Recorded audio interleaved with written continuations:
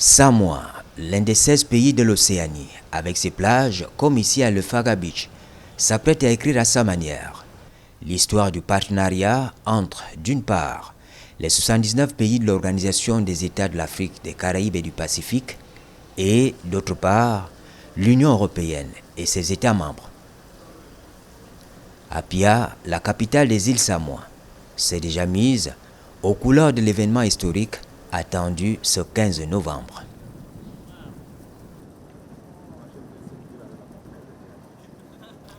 Au Centre international des conférences, fruit de la coopération entre la Chine et Samoa, le mouvement incessant des véhicules dévoile la volonté des autorités locales à faire de la signature du futur accord de partenariat entre les pays OACP et l'Union européenne un succès, un marqueur d'une marche commune entre deux entités déterminées par le jeu des intérêts à regarder dans la même direction. Dès l'entrée du bâtiment, en cours d'aménagement circonstanciel, le service d'accueil est fonctionnel pour les délégations, à l'exemple de celle du Cameroun, conduite par le ministre de l'économie, Alamine Ousmane Mey, porteur des pleins pouvoirs du chef de l'État, son Excellence Paul Biya.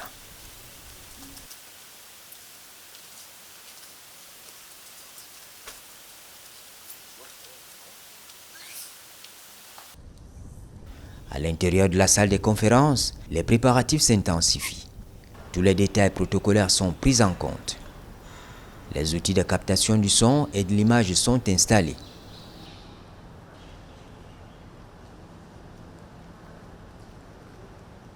La décoration et les couleurs proposées étalent au grand jour la richesse du patrimoine culturel de ce pays insulaire, porté par des échanges avec les États-Unis, la Chine, l'Australie ou la Nouvelle-Zélande.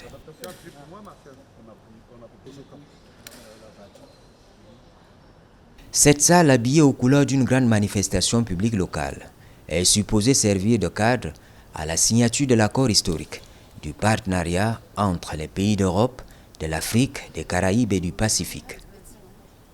L'aboutissement heureux d'une longue série de négociations qui commence en septembre 2018 à New York, en marge de l'Assemblée générale des Nations unies. L'accord de Cotonou a été créé en 2000, donc on sera bientôt à 20 ans d'accord de Cotonou.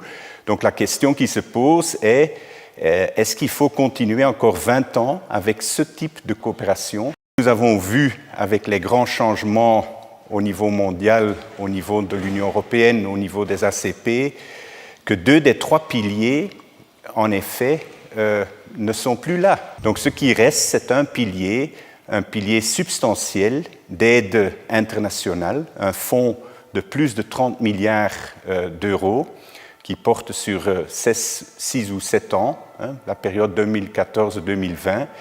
Et si on enlève cette aide, on se pose la question à l'STPM, ce qui en reste de cette coopération. Est-ce que le groupe ACP aura encore un rôle important à jouer au niveau mondial?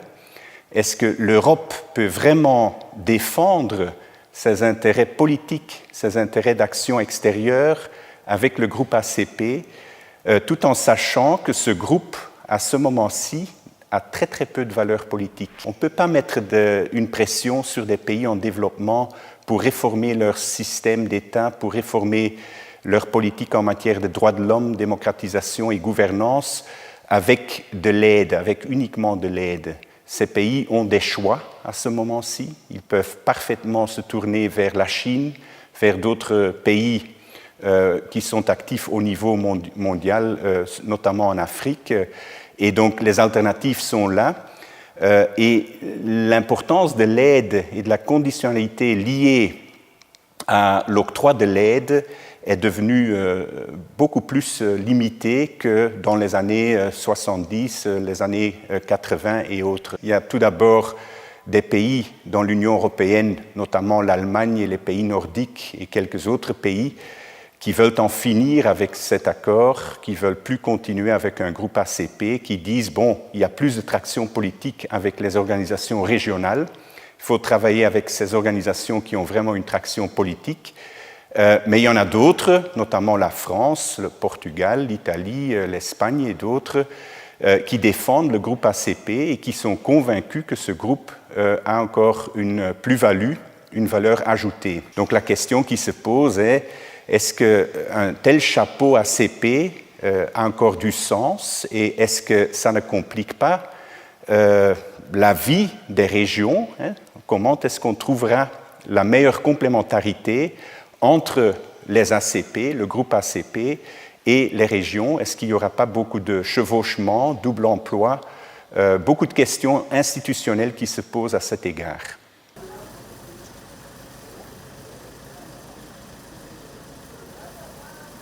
Pour les ACP, le contexte mondial prédisposait les deux parties à entamer une réflexion profonde et dynamique sur l'avenir du cadre général de la coopération entre l'Union européenne et le groupe des pays ACP, devant accélérer la promotion politique, économique et sociale de ces peuples.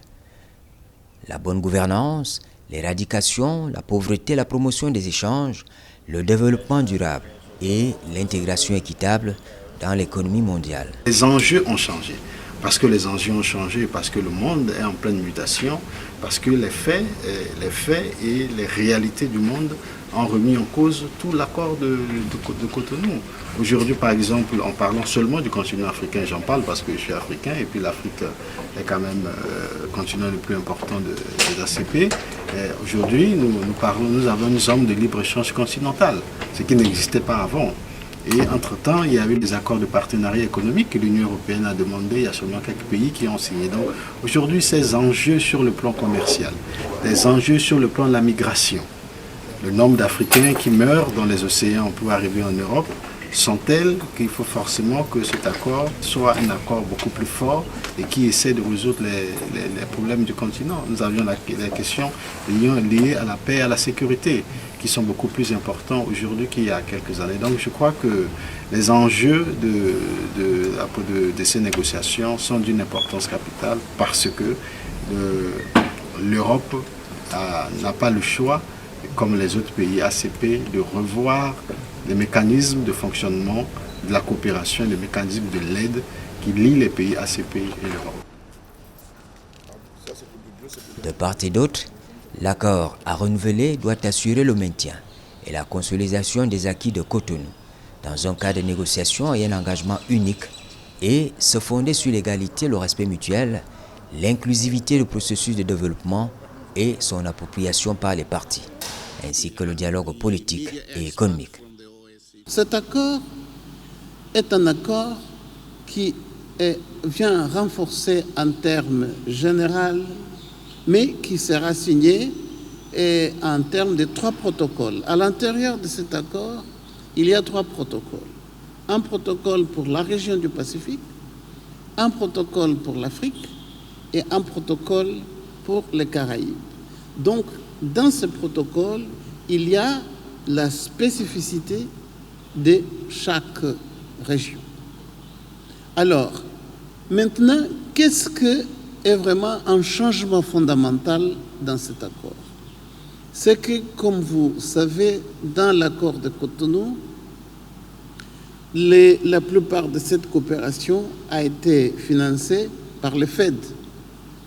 Donc, le FED va cesser d'exister et il y aura donc maintenant ce qu'on appelle les indici l'Europe globale. Donc, ça sera un seul fonds qui va financer donc cette relation. Mais cette relation est un accord politique global qui touche plusieurs secteurs de la vie socio-politique et économique de nos pays, y compris ceux qui ont à voir avec les questions environnementales. Donc, si vous voulez, c'est en fait une nouvelle étape dans le processus des relations que nos pays ont gardées et qui gardent avec l'Union européenne.